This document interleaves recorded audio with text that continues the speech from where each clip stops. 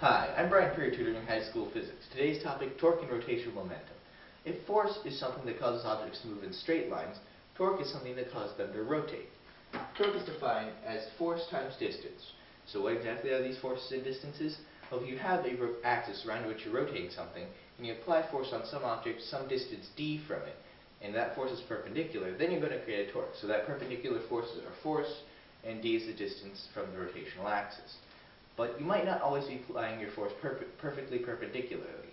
You might be applying it at some angle. In that case, you can use this equation. Torque is equivalent to force times distance away from the rotational axis times sine of theta, where sine of theta will find out what component of your force is going to be perpendicular.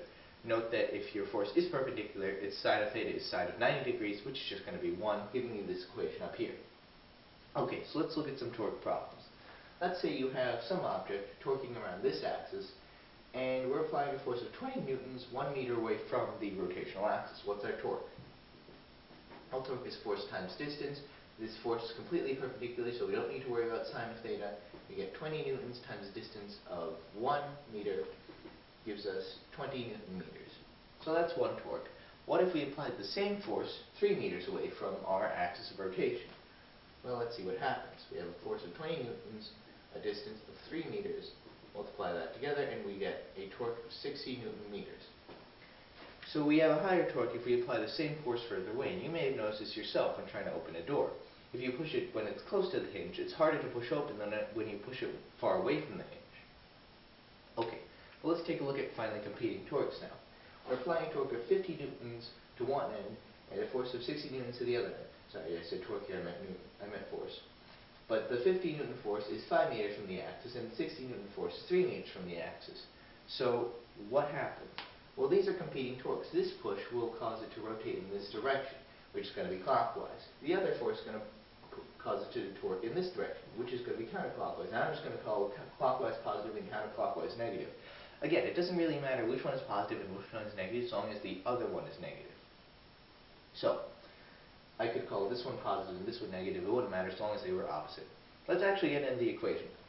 So our total torque is going to be equivalent to, let's say, our positive torque, force times distance of 5 meters, minus our negative torque, so 60 newtons times 3 meters.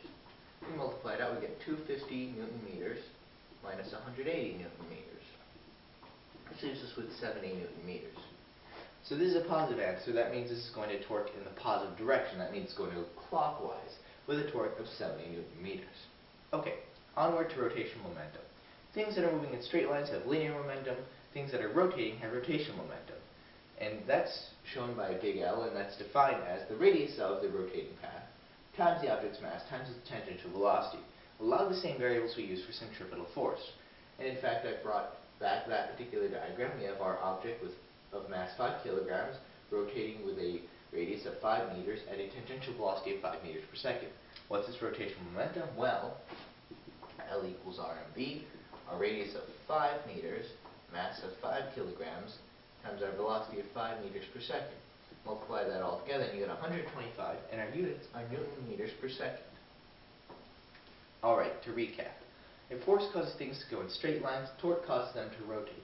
It's defined as force times distance, where distance is the distance from your rotational axis, and force is the force that's applied perpendicularly at that point. If you're not applying your force completely perpendicularly, you can use the equation torque equals force times distance times sine of theta, where theta is the angle at which you're applying your force. For perpendicular forces, sine of theta is just going to be 1. Force at different ends of an object will cause it to rotate in different directions. Keep this in mind and define one of those directions as negative. Things that are rotating will also have rotational momentum, shown by a big L, and is defined as the radius of the rotational path times the object's mass times its tangential velocity. Alright, that's all for now. Again, I'm Brian Peer. See you next time.